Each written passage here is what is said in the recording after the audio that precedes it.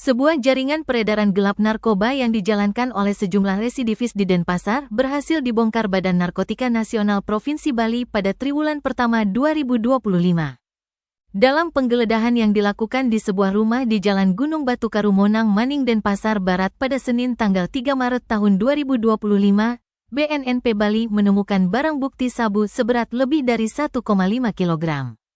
Kepala BNNP Bali Brigjen Pol Rudi Ahmad Sudrajat menerangkan, ada 3 residivis yang ditangkap atas kasus ini, yaitu SP, WR, dan PHS. SP berperan sebagai pengendali dalam jaringan ini.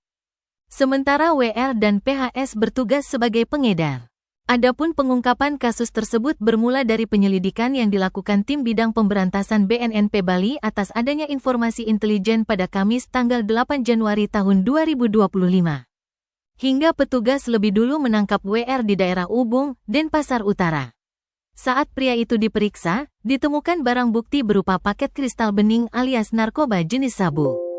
Barang haram tersebut rencananya akan dia edarkan. WR lantas mengaku bahwa sabu itu berasal dari SP.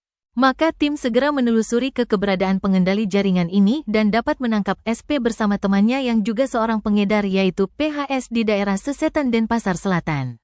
Selanjutnya, tim yang dipimpin Kabid Pemberantasan Kombes Pol I Made Sinar Subawa melakukan penggeledahan secara menyeluruh di kediaman SP daerah Monang Maning. Kepala lingkungan dan pecalang setempat turut hadir untuk menjadi saksi dalam proses tersebut. Atas perbuatannya, SP, WR dan PHS terancam hukuman pidana mati, pidana penjara seumur hidup atau pidana penjara paling singkat 6 tahun dan paling lama 20 tahun.